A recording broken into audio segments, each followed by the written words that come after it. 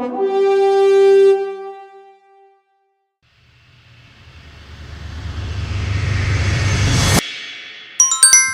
안녕하십니까. 자슈아 트리입니다. 창조의 DNA 히브리어의 비밀 9번째 글자입니다.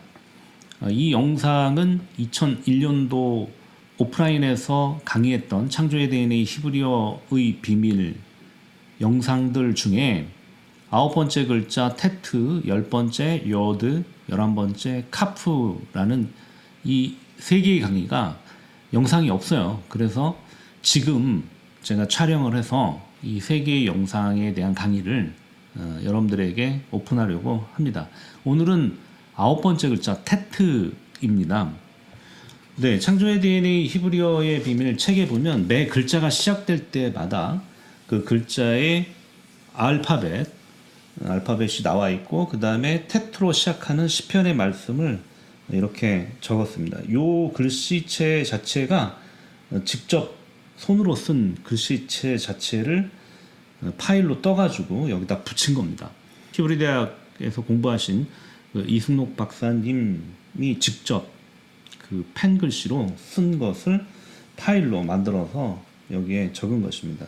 오늘 이 테트와 관련된 시편의 말씀은 시편 111편 5절 말씀인데요. 테레프 나탄 리 레아브 그분께서 자신을 경외하는 자들에게 먹을 것을 주셨으며. 그래서 테트로 시작하는 중요한 단어 테레프가 여기에 있죠. 테레프는 양식이라는 의미로 번역될 수 있고 또 다른 의미로 사냥, 그 다음에 동물에게 찢긴 것. 그렇죠. 야생동물들이 사냥을 할 때 먹이를 찢어야만 양식이 될 수 있듯이 이 찢긴 것과 관련된 것이 역시 사냥과 연결되면서 먹을 양식이다, 먹을 것이다.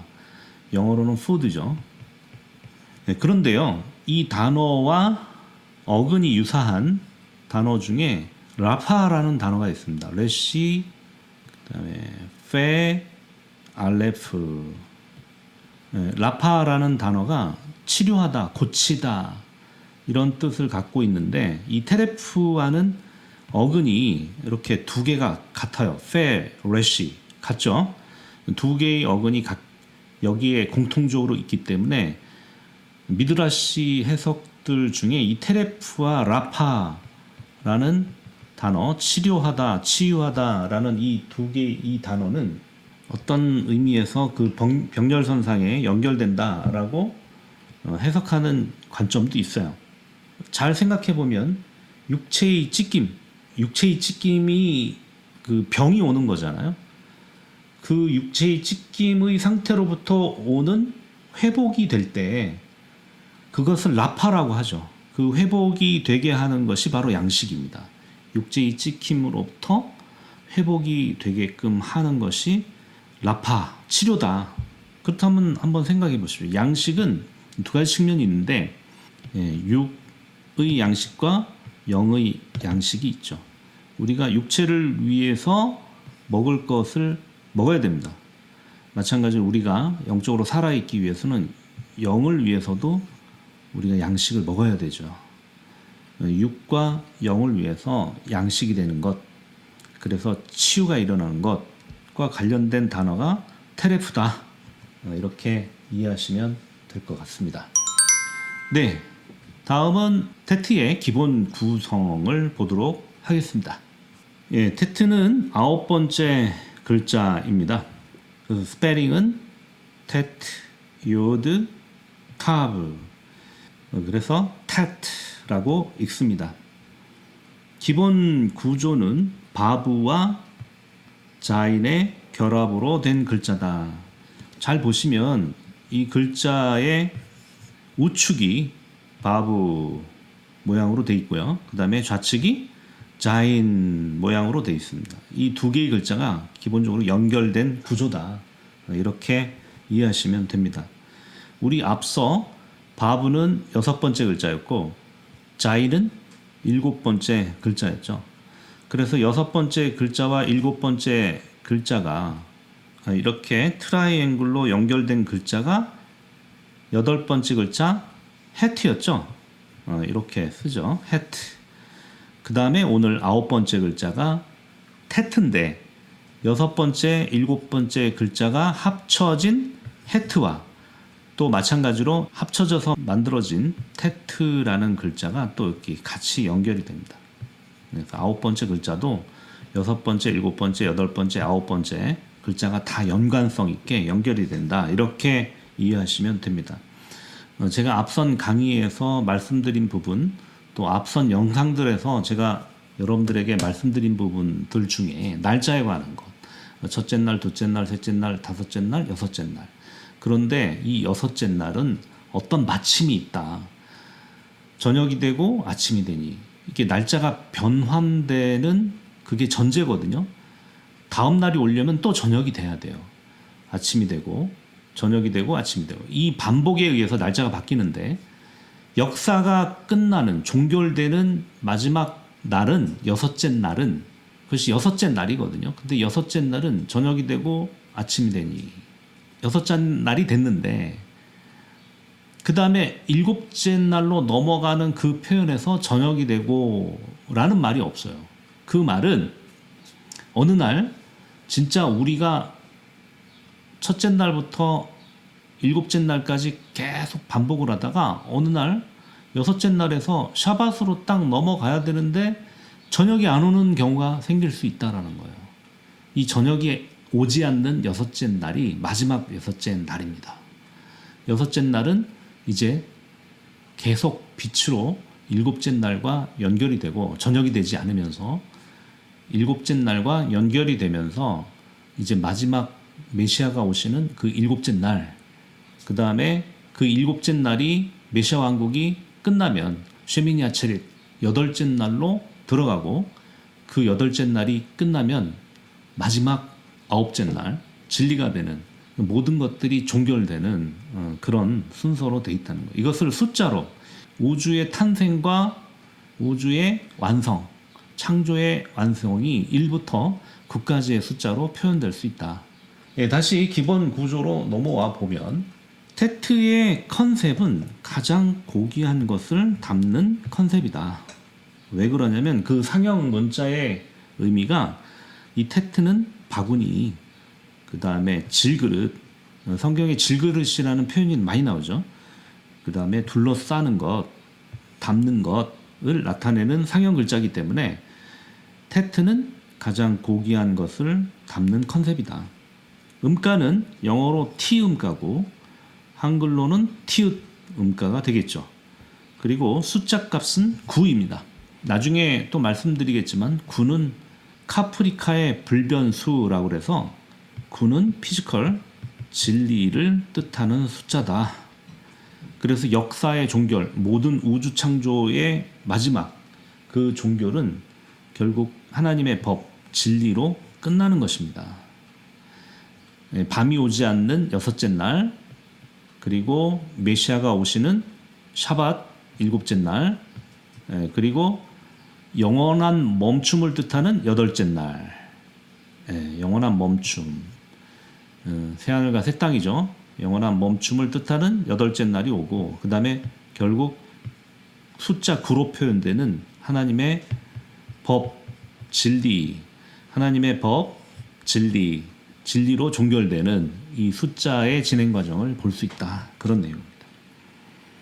그래서 숫자는 말이죠. 1부터 9까지만 존재하는 거예요. 그리고 이 안에서 모두 무한 반복하는 숫자의 개념들인 거지 뭐 9보다 큰 숫자가 존재하지 않는 거예요. 에너지의 유형이 계속 1부터 9까지 계속 반복되면서 에너지의 사이즈, 상태만 변하고 있는 거예요. 자, 뭐 스펠링 게마트리아는 419, 전체 게마트리아는 845다. 뭐 이렇게 모르셔도 상관이 없습니다. 그리고 그 밑에 표를 보시면 이 테트의 숫자 값이 9인 것과 테트의 모양과 비교를 해보면 비슷하죠. 그런데 어쩌면 얘는 이 테트는 6처럼 보여요. 그래서 6과 9는 서로 뒤집어지면 같은 모양이 되거든요. 그래서 테트는 원래 고대 히브리어에서는 6이었습니다. 그게 나중에 9번째 글자인 9로 수정이 되었다는 거예요. 그건 나중에 이제 설명이 될 거예요. 이런 것들을 보더라도 숫자라는 것은 뭐 아라비아 숫자다, 그래서 아랍에서 만들어졌다, 뭐 이런 개념보다는 사실 저는 히브리어의 상형에서 숫자가 만들어졌다. 예를 들면 두 번째 글자는 이 베트라는 글자의 상형에서 온 거거든요. 그래서 숫자 2와 베트가 아주 유사합니다. 이런 식으로 볼 때 숫자는 상형문자, 히브리어의 상형문자의 모양에서 왔다. 그렇게 볼 수 있다는 거죠. 예, 다음은 상형문자의 의미를 보도록 하겠습니다. 예, 상형문자의 의미 첫 번째 내용을 보도록 하겠습니다. 테트는 윗부분이 작게 오픈된 형태의 담는 모양으로 바구니 또는 그릇을 상형한 글자이다. 그릇은 무엇입니까? 네, 좋은 것 또는 필요한 것을 담고 그 안에 숨기는 도구죠. 히브리 사람들에게 바구니나 질그릇은 실생활에서 굉장히 중요한 아이템이죠. 오이를 담아놓거나 또 그 밖에 물건을 담아두거나 옮기는 용도로 사용되죠. 아까도 말씀드렸지만 고대 히브리어에서는 테트의 앞선 두 글자, 즉 바브와 자인, 여섯 번째 글자, 일곱 번째 글자를 조합해서 만든 글자가 바로 테트다. 그런데 이 테트는 앞선 글자, 여덟 번째 글자 헤트와도 관계가 있다. 이 헤트는 트라이앵글로 연결되어 있는 거죠. 여덟 번째 글자 헤트와 아홉 번째 글자가 모두 바브자인으로 구성되어 있다. 예, 두 번째 상형문자의 의미를 보도록 하겠습니다. 유다이즘에서 테트는 지상에서 가장 선한 것이 숨겨진 곳에 관한 이미지다. 유대인들의 전통적인 개념 안에서 가장 선한 것은 무엇일까요? 네, 우리는 뭐 가장 선한 것, 그런 물건을 생각하지만 유대인들의 사상, 그들의 세계 속에서 가장 선한 것의 이미지는 바로 하나님이십니다. 이스라엘의 하나님은 완벽하게 선하시다. 할렐루야. 그렇게 말합니다. 그래서 하나님이 거주하시는 곳, 성전이죠. 그래서 유대인들에게 성전은 하나님께서 임재하시는 곳으로서 지상에서 가장 선한 것이 숨겨진 장소라고 말합니다. 우리말로 시온이라고 되어 있지만 히브리어로는 지온이라고 읽어야 되는데요. 이 지온은 바로 하나님의 임재의 초소를 뜻하는 관용적인 표현이에요. 지온. 이 지온은 문자적으로 그래서 하나님께서 태초부터 점찍어 놓은 곳, 당신이 임재하려고 거주하려고 점찍어 놓은 곳, 어떤 특정한 장소를 의미합니다. 이것을 지온이라고 그래요. 이러한 아이디어는 신명기 12장 5절에서 찾을 수 있는데요. 오직 너희의 하나님 하심께서 자신의 이름을 두시려고 너희 모든 지파 중에서 택하신 곳, 그 계실 곳으로 찾아 나아가서 너희의 번제와 너희의 제물과 너희의 11조와 너희 손의 거제와 너희의 서원제와 낙헌 예물과 너희 소와 양의 처음 난 것들을 너희는 그리로 가져다가 그리고 거기 곧 너희의 하나님 하셈 앞에서 먹고 너희의 하나님 하셈께서 너희의 손으로 수고한 일에 복주심으로 말미암아 너희와 너희의 가족이 즐거워할지니라. 이 말씀은 이스라엘 백성이 가나안 땅에 들어가기 직전에 신명기를 통해서 가나안 땅에 들어가면 어떤 특정한 장소에 대해서 하나님이 계실 장소에 대해서 하나님의 이름을 두시려고 작정한 그 곳에 대한 설명이죠. 여러분 여기가 어디라고 생각하십니까? 번제물과 11조 그리고 거제와 서원제, 낙헌 예물과 소와 양의 처음 난 것들을 가져다 드리고 하나님 앞에서 먹고 이렇게 하는 데가 어디예요? 또 하나님께서 복 주시는 곳은 어디인가? 잘 생각해 보십시오. 유대인의 관점으로 여기는 어디인가? 바로 이스라엘 땅이죠. 그리고 이스라엘 땅 중에서도 이제 가나안 그 땅 중에서도 어느 특정한 장소를 하나님이 지목하시는 거죠. 여기가 어딘가. 출애굽한 이스라엘은 사사시대 350년 그리고 사울의 통치기간 40년 동안 그것을 찾지 못했어요. 방황했어요. 그리고 그러나 이곳을 처음 찾아낸 사람이 있었습니다. 누구죠? 예, 바로 다비드입니다.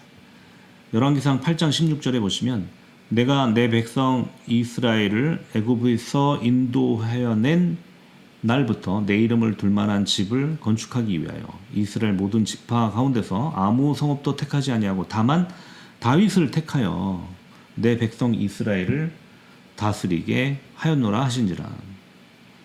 그렇죠. 다윗은 이제 오실 메시아에 가장 가까운 인물인데 다윗은 가장 전형적인 메시아의 모형답게 이방 여인 우리아의 아내를 통해 메시아의 계보를 잇죠. 예수께서는 유대인뿐만 아니라 이방인에게도 구원자가 되시기 때문에 이 전형적인 오실 마시아의 유형은 유대인이면서 이방인이어야 돼요. 사실상 우리아의 아내 이 밧세바는 바트쉐바 이름이 유대인 이름이에요. 바트쉐바 유대인 혈통의 여자지만 햇사람 우리아와 결혼했기 때문에 그 이방인의 가문에 동시에 속하기도 하는 여인이죠. 그래서 이 밧세바를 족보에서 표현할 때는 우리아의 아내라고 표현을 합니다. 그러니까 다윗의 가장 사랑하는 여인 밧세바는 유대인이면서 이방인의 이름을 동시에 갖고 있는 거예요. 마찬가지로 다윗은 전형적인 메시아로서 이와 같이 유대인과 이방인의 왕인 것처럼 표현되는 거죠. 예수께서는 마찬가지로 유대인과 이방인에게도 구원자가 되시기 때문에 다윗 또 그와 결혼해서 메시아 계보를 잇는 밧세바 우리아의 아내 이렇게 표현하는 것입니다. 말씀해 보면 다만 다윗을 택하여 내 백성 이스라엘을 다스리게 하였노라. 그래서 다윗은 가장 완벽한 마시아의 모형이 되는 거예요. 그런데 이어서 열왕기 하 21장 4절에 보시면 하셈께서 전에 이르시기를 내 이름을 예루살렘에 두리라 하신 하셈의 성전에 제단을 쌓고 그렇죠. 이제 이거를 다윗을 통해서 이루시죠. 예루살렘은 하나님의 이름을 두려고 택하신 곳이고 그것 중에서도 가장 거룩한 곳이 성전이 세워졌던 자리입니다.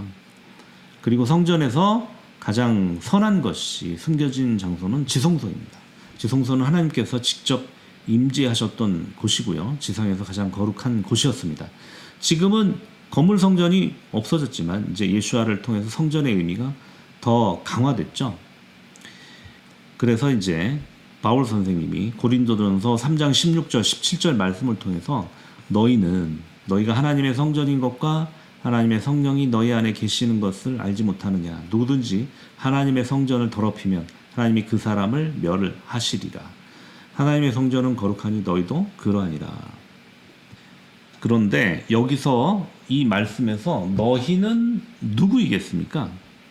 여기서 너희는 데이비드 H. 스턴 박사님의 Complete Jewish Bible New Testament 주석에서 고린도전서 3장 16절 주석에 보면 메시아의 몸으로서 너희 백성은 하나님의 성전이다. 그리고 너희 안에 하나님의 성령이 계신다라고 말했습니다. 자, 이게 무슨 뜻입니까? 메시아의 몸으로서 너희 백성. 여기서 너희는 유대인, 이방인을 다 포함한 표현이죠. 그러니까 이것은 특정한 어느 한 개인이 아니라 유대인과 이방인이 하나 된 메시아의 연합된 몸을 말씀하고 있는 거예요. 이것을 성전이라고 말할 수 있다는 거죠. 내가 성전이 된다는 개념이 아니라는 거예요. 다시 한번 이 말씀은 어떤 한 개인에게 적용되고 개인에게 말씀하시는 것이 아니라 유대인이나 이방인이 메시아의 몸으로 연합한 하나의 공동체를 이룰 때 메시아의 몸은 이스라엘 공동체를 뜻하는 거예요. 그런데 여기에는 유대인이나 이방인이 함께 연합해서 참여하는 공동체를 말하는 거예요. 이렇게 됐을 때 그것이 성전의 의미고 성전이다. 완성된 성전이다. 이렇게 말씀하시는 거지. 예수님을 믿는 내가 성전이다. 이 말씀이 아니라는 거예요. 항상 구원은 개인에게 떨어지는 게 아닙니다. 항상 공동체적으로 설명이 되는 거예요. 이스라엘이라는 공동체 안에 내가 들어와야 되는 거지 구원된 각자가 존재하는 게 아니라는 거예요. 하나님은 이스라엘이라는 공동체를 구원하십니다. 이 안으로 연합해서 들어와야 되는 거예요. 어느 누구든 예수님을 믿는다고 해서 이 공동체와 상관없으면 그것은 구원과 멀어지게 된다는 개념이에요. 내가 구원의 줄을 붙들지만 반드시 하나님이 구원하고자 하시는 이 공동체 안으로 연합해야 돼요. 메시아의 몸 안으로 연합해야 되는 거예요. 이게 너희라고 표현되는 거예요. 이게 바로 고린도전서 3장 16절 17절에서 말씀하고 있는 너희의 개념입니다. 이렇게 너희가 됐을 때 메시아의 몸으로 연합한 우리가 됐을 때 그것이 성전이다. 이렇게 표현하고 있는 것이죠. 요한계시록 21장 22절을 보시면 성 안에 내가 성전을 보지 못하였으니 이는 주 하나님 곧 전능하신 이와 어린 양이 그 성전이심이니라. 그렇죠. 우리가 그 연합된 메시아의 몸 안으로 들어갔을 때 이제 마지막 요한계시록의 그림은 그 예수와 어린 양이 성전으로 보이는 거예요. 자, 세 번째 상형 문자의 의미를 보도록 하겠습니다. 예수와께서 나는 양의 문이다 라고 말씀하시고 동시에 나는 하나님께로 가는 유일한 길이다 라고 말씀하셨습니다. 예수와는 양의 문이시죠. 동시에 그 문을 열어 양들을 하나님이 계신 곳으로 인도하시는 게이트웨이, 통로이십니다. 양의 문, 문을 뜻하는 달렛과 그 다음에 통로를 뜻하는 헤트, 앞에서 다 설명이 됐습니다. 다시 한번 설명드리면 문을 뜻하는 달렛이라는 글자, 나는 양의 문이다. 그 다음에 통로, 그 구원의 문으로 인도하시는 통로가 되실 때는 바로 헤트, 8번째 글자 헤트다. 예수께서는 염소와 송아지의 피가 아니라 당신의 피로 단번에 영원한 속죄 제물이 되셨습니다. 지성소로 들어가셔서 영원한 구속의 문을 열어 성막을 통하지 않고 하나님께서 가는 유일한 길을 여셨어요. 하나님께서가 아니라 하나님께로 가는 유일한 길을 여셨습니다.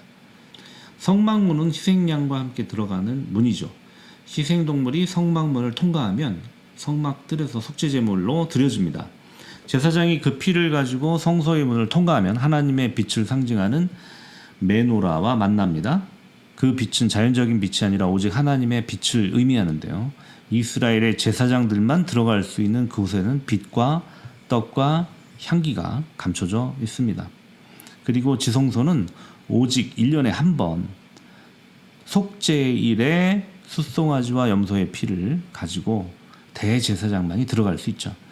지성소 안에는 언약궤가 있고 속죄소 위에 그룹들의 날개가 덮고 있습니다. 그리고 그룹들 사이에 하나님의 영광스러운 빛이 임재합니다. 이와 같이 지상에서 가장 거룩한 곳인 지성소는 세상에서 가장 선한 것을 담아내는 테트의 이미지를 반영합니다. 테트는 그릇에 감추어진 빛에 관한 이미지를 가지고 있다. 빛은 오르, 알레프, 바브, 레시. 그래서 이 오르는 숫자값을 보세요. 알레프는 1이고 바브는 6이고 레시는 200입니다. 그래서 207이 되죠. 이것을 줄이면, 자, 줄인다는 얘기는 각 숫자를 더하는 거예요. 2 더하기 0 더하기 7. 그러면 9가 되죠. 테트의 숫자 값이 어떻게 됐죠? 네, 바로 9입니다. 그래서 진리와 관계된 히브리어 글자 오르가 테트와 숫자 값이 같다. 테트의 숫자 값하고 에너지의 유형이 같다. 숫자 값은 207이지만 이것을 줄이면 9가 되기 때문에. 네, 그리고 네 번째 상형 문자의 의미를 보도록 하겠습니다. 테트를 구성하는 알파벳 글자의 문자적 의미가 점토를 뜻합니다. 이게 무슨 말이냐면 이 테트라는 알파벳 의미 자체가 점토예요. 여기에 그릇 모양의 의미를 더하면 질그릇이 되죠. 미드라시에서 테트는 티트, 즉 진흙을 암시한다고 말합니다. 진흙은 아담의 육체를 이루는 성분이기도 하지만 동시에 아무것도 아닌 먼지와 티끌이라는 존재를 의미할 때도 이 티트라는 의미가 사용됩니다. 그래서 그런 인상을 주는 거죠. 그래서 아담은 진흙으로 흙으로 지어진 존재지만 동시에 먼지와 티끌에 비유되는 하잘것없는 존재다라는 인상을 줍니다. 아담은 에덴의 통치자였다가 범죄 후에는 통치자로서의 지위를 잃어버리죠. 그리고 흙에서 왔기 때문에 흙으로 돌아가야 하는 존재로 낮아집니다. 따라서 질그릇이 주는 아이디어는 이중적이다. 굉장히 이중적인 의미를 가지고 있죠. 토기는 좋은 것을 담을 수도 있지만 또 쉽게 부정해지고 깨지기도 쉬워지죠. 그래서 진흙은 오직 전능자의 손에 빚어져서 용도 있는 도구가 되거나 또 젓는 자의 손에서 부서지고 사방에 버려지기도 합니다. 이게 토기장이 마음이라는 거예요. 토기장이가 진흙 그릇을 빚어놓고 마음에 들면 좋은 용도로 쓰는 것이고 더 마음에 들면 이렇게 모셔놓고 아무것도 안 하게끔 해놓고 모셔놓고 보기만 할 수도 있고 그렇지만 마음에 안 들면 언제든지 깨부신다는 말이에요. 이거는 누구 마음이에요? 토기장이 마음이에요. 토기에 비유되는 우리가 그렇게 하나님에 의해서 사용될 수 있고 폐기될 수도 있다. 그런 걸 의미하죠. 그래서 테트는 이 토기, 진흙, 아담을 뜻하는 그런 글자 이미지를 가지고 있습니다. 자, 그다음에 이제 다섯 번째 의미는 테트의 또 다른 상형이 바구니에 담겨진 뱀을 형상한 모양이에요. 테트의 모양 자체가 이렇게 마치 뱀이 그릇에 구부려서 담겨져 있는 모양을 가지고 있죠. 이것은 테트가 가지고 있는 이중적인 의미를 반영하고 있는데요. 테트는 세상에서 가장 좋은 것을 담는 그릇을 상징하지만 동시에 죄와 어둠의 상징인 뱀을 담은 부정적인 그릇의 이미지를 또 가지고 있을 수 있습니다. 그래서 가장 좋은 것과 가장 나쁜 것은 외견상 서로 분리되지 않아요. 그러니까 사탄이 아담에게 다가올 때 가장 하나님처럼 보였다는 거예요. 그래서 예수님도 광야에서는 뱀에 비유되셨잖아요. 그 놋뱀으로 상징화됐잖아요. 오랫동안 하나님을 떠나 있던 이스라엘 백성이 광야에서 하나님을 경험할 때 그들이 오랫동안 애굽에서 그 경험한 그 하나님의 이미지는 뱀에 가까운 이미지였거든요. 그 바로의 얼굴에 뱀의 형상들이 있잖아요. 바로는 그 당시에 그들에게 신이었습니다. 이 신적인 이미지가 뱀으로 그들에게 각인됐어요. 그래서 하나님이 당신 자신을 낮추시면서 그들에게 하나님의 형상으로 온 모습이 바로 놋뱀이라는 거예요. 뱀의 형상으로 온 거예요. 흥미로운 것은 이 놋뱀, 뱀을 의미하는 히브리어 글자 나하시가 마시아흐, 예수님을 상징하는 마시아흐, 이 마시아와 숫자값이 같아요. 나하시, 마시아 숫자값이 바로 358로 같습니다. 그래서 이 놋뱀을 뱀처럼 지혜로워라 예수님이 그렇게 제자들에게 말씀하시죠. 그래서 여기서 뱀은 바로 놋뱀을 기억하게 하는 뱀이다. 그래서 이 테트라는 그릇의 이미지는 좋은 것과 나쁜 것을 동시에 담아낼 수 있는 이중적인 이미지를 가지고 있으면서 동시에 이것들은 서로 분리되지 않는 거예요. 외견상. 마찬가지로 예수님께서도 어둠과 빛의 두 가지 면모를 동시에 갖고 계셔요. 그분이 빛이신 것은 의심할 여지가 없습니다. 그러나 예수님께서 때때로 어둠처럼 보이는 이유는 바로 이 범죄한 이스라엘 때문이죠. 예수님께서는 이스라엘이 범죄했다 하더라도 그들과 결코 분리될 수 없는 분이십니다. 그렇기 때문에 예수님께서 어둠이 되실 수 있다는 뜻이 아니라 이스라엘 때문에 어둠처럼 보인다는 의미예요. 마찬가지로 예수아가 뱀과 같다라는 뜻이 아니죠. 뱀처럼 보일 수 있다는 거예요. 그런 어둠의 측면이 있다는 거예요. 그렇게 나타나셔야 이스라엘 백성이 볼 수 있었듯이 예수아께서 이 뱀의 형상과 같은 모양으로 그들에게 보여줬다는 거예요. 예수님이 오시기 전에 이스라엘 백성을 대표했던 그 바리새인 제사장 그룹들을 예수님이 어떻게 비판하셨습니까? 독사의 자식들아, 이렇게 비판을 하셨죠. 그들도 역시 뱀처럼 보였다는 거예요. 어둠의 측면을 강조하기 위한 거예요. 예수님이 뱀이 아니다, 어둠이 아니다. 그렇지만 뱀처럼 보일 수 있다, 어둠처럼 보일 수 있다라는 뜻이에요. 그것은 전부 이스라엘 때문에 그런 거예요. 이스라엘은 범죄했을 때 그렇게 뱀처럼, 어둠처럼 될 수 있다는 거예요. 그래서 예수님은 이스라엘과 분리될 수 없는 분이기 때문에 그렇게 보였다는 거죠. 결국 그들의 죄를 담당하시고 어둠이 되셔서 나무에 달리시기까지, 죽기까지 하셨습니다. 그렇지만 그분이 다시 오실 때는 모든 무릎이 그분 앞에 경배하는 영광스러운 왕의 모습으로 오시게 된다는 거예요. 이와 같이 메시아의 이중적인 면을 잘 보여주는 그런 이미지가 바로 뱀인데, 그 이유 중 하나는 이 메시아, 아까 말씀드렸죠. 마시아의 숫자값과 뱀을 뜻하는 나하쉬가 모두 358, 숫자값이 같다. 이 숫자값을 여러분들이 이해하기 위해서는 각 히브리어 자음의 숫자값들을 알아야죠. 알레프 챕터에 이 숫자값을 표현해 놓은 표가 있습니다. 그걸 여러분들이 참조하시면서 최소한 알레프부터 타브까지 22개의 글자의 숫자값은 좀 암기하시고, 그 다음에 순서값도 암기하시면 좋습니다. 순서값과 숫자값이 서로 연관성이 있거든요. 나하씨의 스페링을 보면 이게 눈입니다. 눈. 네, 눈. 눈은 숫자값이 50이에요. 그리고 헤트가 있죠. 8. 그 다음에 쉬는 300입니다.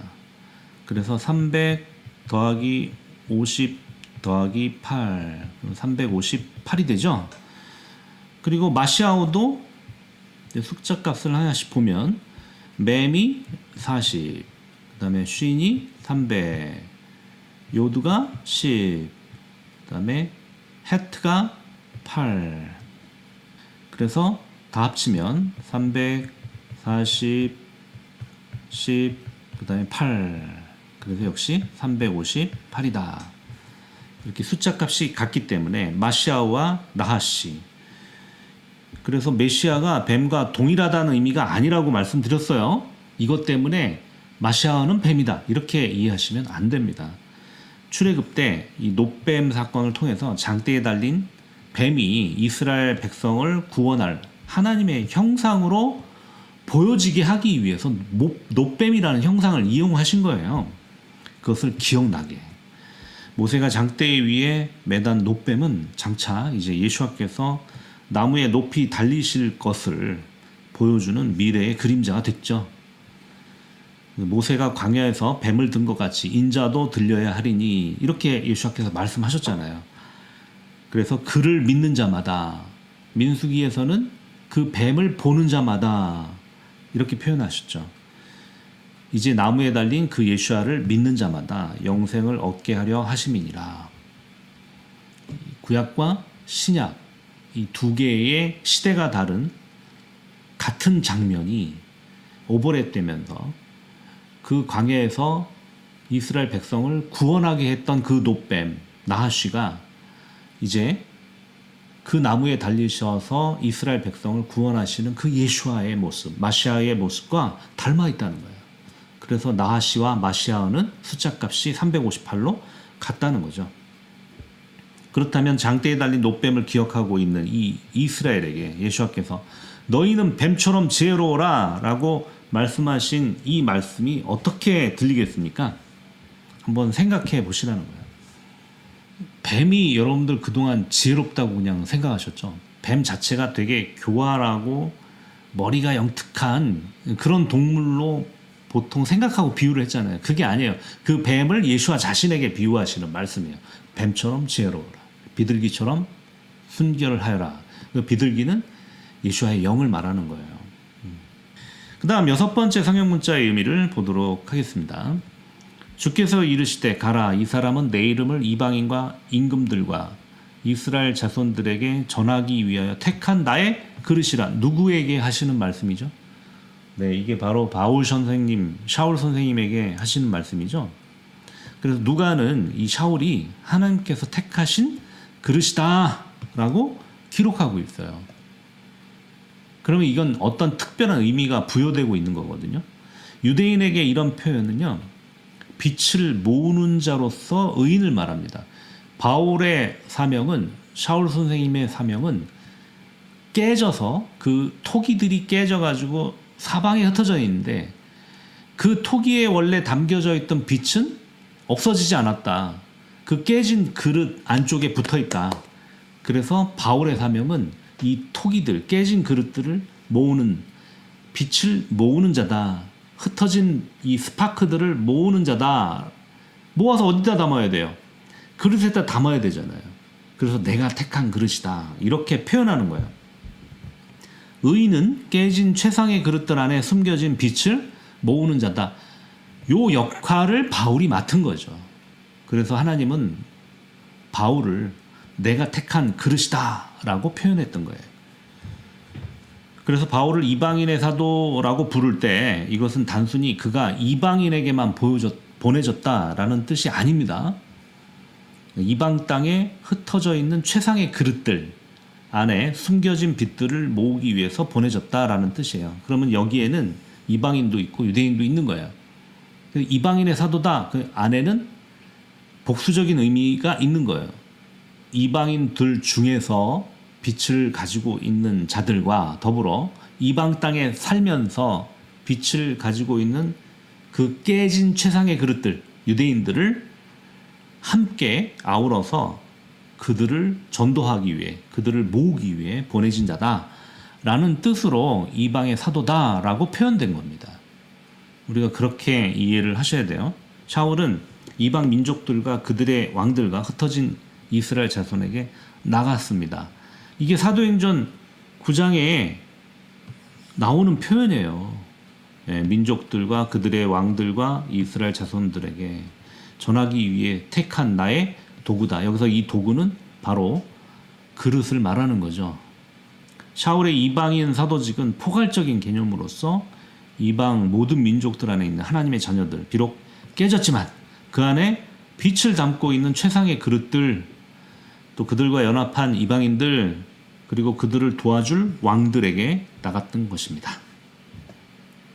상형문제 7번째 의미를 보도록 하겠습니다. 하나님께서 창조에 대해서 가장 먼저 좋았다라고 말씀하신 것은 그 빛에 관해서입니다. 창세기 1장 4절인데요. 하나님께서 그 빛을 보시니 좋았더라. 터브. 이 테트가 처음 등장하는 창세기 1장 4절에서 최초로 적용된 단어가 좋았더라. 토브. 근데 뭐가 좋았더라? 빛이 좋았더라. 히브리어 터브는 테트로 시작하는 토라의 첫 번째 단어고요. 그 빛에 적용되었어요. 하오르, 그 빛, 그 빛에 적용되었어요. 흥미로운 점은 셋째 날 식물이 창조되고 넷째 날 광명체가 창조되었는데, 그렇다면 식물이 창조되기 위한 조건으로 태양과 달과 별이 그 빛보다 더 늦게 창조된 이유가 무엇입니까? 과연 첫째 날 창조된 그 빛은 무엇입니까? 이런 질문을 제가 드렸어요. 그 빛은 요한복음 8장 12절에 나는 세상의 빛이다 라고 예수께서 말씀하시죠. 그러니까 첫째 날 어둠과 분리된 그 빛은 우리가 보는 태양빛, 달빛에서 나오는, 별빛에서 나오는 그런 물리적인 빛이 아니라 바로 그 첫째 날은 창조의 모든 날과 특별히 분리되는 그 첫째 날. 이 전통 유대인들은 그 첫째 날을 어떤 창조의 날들 중에서도 아주 특별하게 분리시켜서 설명을 하거든요. 그 첫째 날의 그 빛은 바로 예수아를 상징하는 빛이다. 아직은 이 부분에 대해서 유대인들은 눈이 가려져 있습니다. 마시아의 빛이다라고 말하는 유대인들도 있지만 이 부분은 많이 가려져 있어요. 그래서 넷째 날 창조됐던 광명체들의 빛과 첫째 날 창조된 그 빛은 서로 그 성질이 다른 것이다. 이렇게 이해를 하셔야 됩니다.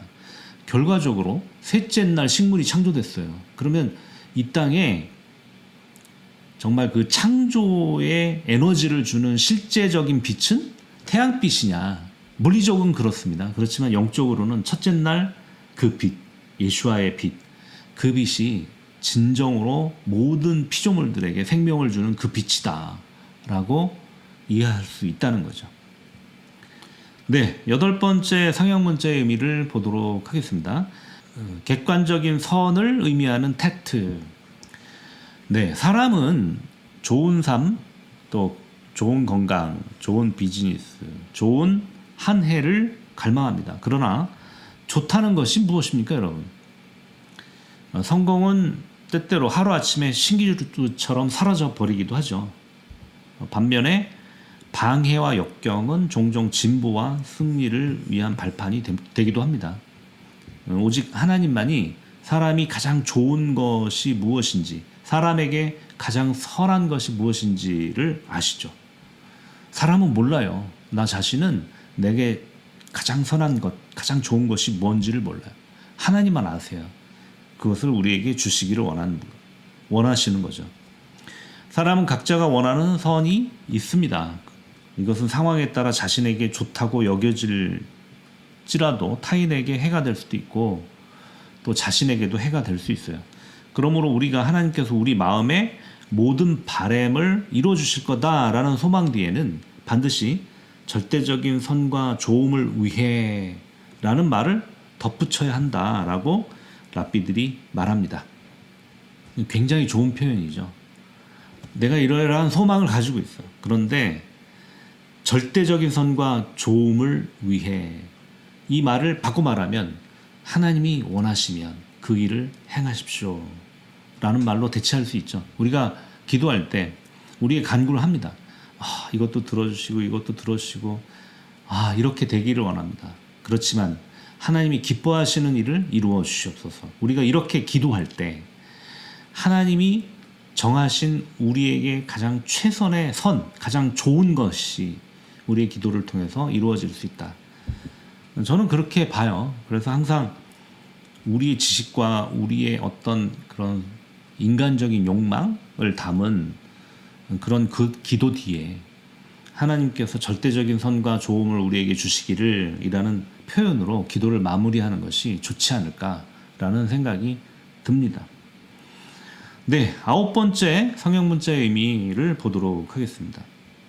선을 선택하는 문제와 가장 높은 영적 수준에 도달하는 삶에 있어서 우리의 가장 좋은 안내자는 이 세상과 오는 세상 둘 다에서 좋은 자산이라고 불리는 토라이다. 할렐루야.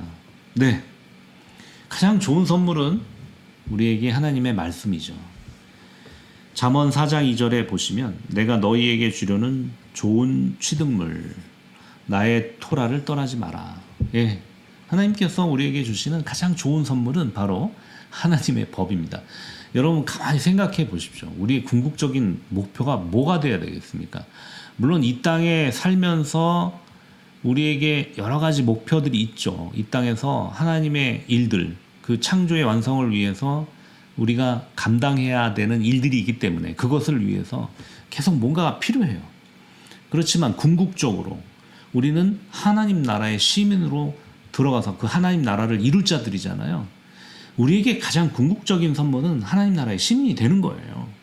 예, 그분의 자녀가 되는 거예요. 그러기 위해서 그 하나님 나라의 시민 법을 우리에게 주셨다. 이 지상에서 가장 좋은 선물은 바로 하나님의 법이라는 거예요. 그 법을 받고 그 법에 익숙한 자들, 예, 그 법을 따르는 자들이 결국 하나님 나라를 들어가기 때문에 토라는 우리에게 가장 좋은 선물이다. 내가 이 토라의 가르침을 따르고 준수한다면 하나님께서 너는 복을 누릴 것이고 내가 장수할 것이다 와 같은 말씀으로 보증해 주실 것입니다. 여러분 여기서 다 장수는요 십계명에도 있죠. 부모를 공경하면 장수한다. 이 장수라는 개념은 영원한 생명을 얻는다라는 뜻이에요. 네, 이제 마지막 10번째 성형문자의 의미를 보도록 하겠습니다. 하나님의 이름이 네 글자로 표현되는데 네, 요드헤이 바브헤이 앞에서 많이 배우셨죠? 요드헤이 바브헤이 숫자 값은 어떻게 됩니까? 요드는 10, 헤이는 5, 바브는 6, 헤이 5 다 합치면 26이 되죠. 그래서 여러분들이 히브리어 글자, 히브리어 단어 중 중요한 단어들은 숫자 값까지 같이 외워라. 그래서 하나님의 이름 중에 이 요드의 바브의 숫자 값은 26이다. 또 예를 들면 에하드 같은 게 있었죠. 에하드. 이 에하드는 하나됨이라는 뜻인데 13이다. 숫자 값이. 그냥 외우세요. 토라의 첫 번째 문장 안에 창세기 1장 1절이죠. 하나님의 이름이 암호화되어 있습니다. 이 요드의 바브에이가 창세기 1장 1절 첫 번째 문장에 암호화되어 있대요. 어디에 암호화되어 있냐면 서술부 목적절 부분에 모든 단어들의 첫 글자 조합, 즉 그 하늘들과 그 땅을 이라고 표현된 에트하 샤마임 베 에트하 아레츠에서 에트라는 글자의 알레프, 하샤마임에 해당되는 글자의 헤이, 베에트의 바브, 하아레츠의 헤이 이 두 문자들을 따면 알레프, 헤이, 바브, 알레프가 되잖아요. 그런데 이게 어떻게 하나님의 이름과 같으냐? 알레프는 요드, 알레프는 요드로 대치될 수 있는 글자입니다. 요거는 이제 제가 요드를 설명할 때 또는 알레프를 설명할 때 했던 말씀이거든요. 그래서 알레프를 간결하게 나타내면 요드가 되기 때문에 요드의 바브에 결국 요드의 바브에 요드의 바브에의 다른 이름이 알레프의 바브헤이라고도 말합니다. 아 죄송합니다. 여기가 알레프가 아니라 헤이죠. 알레프 헤이 바브헤이 이렇게 하나님의 이름을 여기서 발견할 수 있습니다. 따라서 창조의 처음부터 토라의 즉 첫 문장에서부터 가장 좋은 것이 숨겨져 있다는 것을 우리는 알 수 있습니다. 네, 하나님의 이름이 숨겨져 있습니다. 토라의 첫 번째 문장에 하나님의 이름이 숨겨져 있습니다. 우리 주변에 얼마나 많은 좋은 것들이 숨겨져 있습니까? 네, 물질들 안에는 수많은 원자 및 분자 결정체가 있고 우리 몸 안에는 영혼이 숨겨져 있어요. 그리고 예수와는 세상에 숨겨져 계십니다. 우리 주변에 아주 이 좋은 것들이 숨겨져 있습니다. 우리가 이제 영의 눈으로 봐야만 이 숨겨져 있는 것들을 발견할 수가 있는 것이죠. 네, 여기까지 상형문자의 의미를 우리가 함께 살펴보았습니다. 제가 서두에도 말씀드렸듯이 2021년에 청중들이 이렇게 수강생들이 많은 상태에서 제가 강의를 할 때는 그분들의 에너지를 같이 받기 때문에 제가 강의를 하면서도 머리가 막 양자 컴퓨터만큼 막 돌죠. 설명을 하면서 또 다른 아이디어가 막 생기고 또 영감이 생기고 그런 것들을 계속 말하고 소통하면서 강의를 진행합니다. 제가 카메라만 보고 지금 강의를 진행한 것과 에너지 레벨이 완전히 달라요. 저는 여러분들에게 이것을 지식으로만 전달하고 싶은 마음이 없어요. 제 에너지 레벨이 계속 높아지면서 여기에서 오는 인사이트 그리고 유대인들에게 받았던 내용들이 다시 제 안에서 자연스럽게 기억나면서 여러분들에게 그런 소중한 보화들을 계속 전달해드리고 싶은 마음입니다. 제가 이것을 오래간만에 강의를 하기 때문에 지금은 그렇게 보이지 않을 수 있습니다. 근데 앞으로 이제 시간이 계속 지날수록 강의가 계속 진행되면 될수록 그렇게 될 수 있다고 믿습니다. 여러분들이 이 강의를 놓치지 마시고 계속 들어주시기 바라겠습니다. 다음 시간에는 게마트리아 의미를 보도록 하겠습니다. 네, 수고하셨습니다.